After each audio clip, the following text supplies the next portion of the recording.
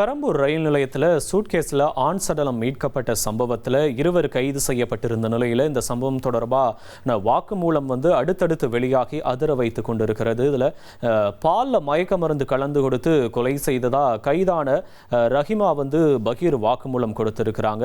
ரஹிமா தங்கி இருக்கக்கூடிய குடிசை மாற்று வாரியம் அருகில் இருக்கக்கூடிய கால்வாயில் கை கால்களை வெட்டி வீசியிருக்காங்க.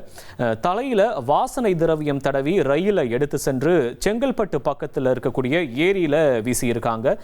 மாத்தி இடத்தை காட்டினதால செங்கல்பட்டுல தலையை கண்டுபிடிக்க முடியாத நிலை தற்போது ஏற்பட்டு இருக்கிறது. இந்த நிலையில தான் நாளைக்கு மறுபடியும் அவங்கள கூட்டிட்டு போய் மீண்டும் தேடுதல் பணியில போலீசார் ஈடுபட இருக்கிறாங்க. வாடகை வாகனத்தை புக் பண்ணி பெரம்பூர் ரயில் நிலையத்தில் தலையில்லா சடலத்தை போட்டுட்டு போயிருக்காங்க. இது தொடர்பான பகீர் அப்டேட்ஸ் வந்துகிட்டே இருக்கு. தற்போதைய அப்டேட்டை நாம பார்த்துட்டு இருக்கோம். கூடுதல் விவரங்களை செய்தியாளர் சசிதரன் வழங்க கேட்கலாம். சசிதரன் வணக்கம். இந்த சம்பவத்தில் தற்போதைய நிலவரம் என்னன்னு சொல்லுங்க. பெரம்பூர் சூட்கேஸ் விவகாரத்துல மாலை முதல் தனிப்படை போலீசார் இருவரையும் அழைத்து சென்று தலை எங்க இருக்கிறது, காய்கால்கள் எங்க இருக்கிறது என்பது குறித்து தீவிர விசாரணை மேற்கொண்டு வந்த நிலையில பல திடுக்கிடும் தகவல்கள் வெளியாகி இருக்கிறது.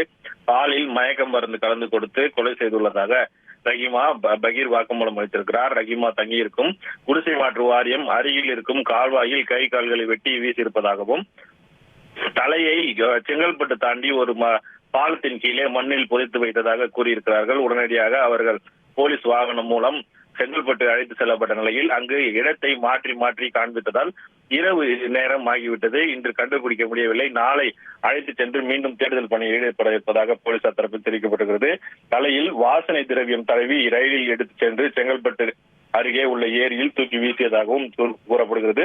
சூட்கேஸில் கை கால் தலை இல்லாத உடலை வாடகை வாகனம் மூலம் புக் செய்த ரேபிடோ புக் செய்து பெரம்பூர் ரயில் நிலையத்தில் போட்டு சென்றதாக வாக்குமூலத்தில் தெரிவித்திருக்கிறார் ரஹிமா.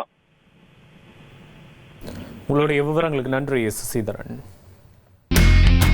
இனி செல்லும் இடமெல்லாம் செய்தி. தந்தி டிவியின் வாட்ஸ்அப் சேனலை ஃபாலோ பண்ணினா செல்ல இருக்கும் இடமெல்லாம் செய்தி. இதோ QR கோட் இப்பவே ஸ்கேன் பண்ணுங்க, ஃபாலோ பண்ணுங்க.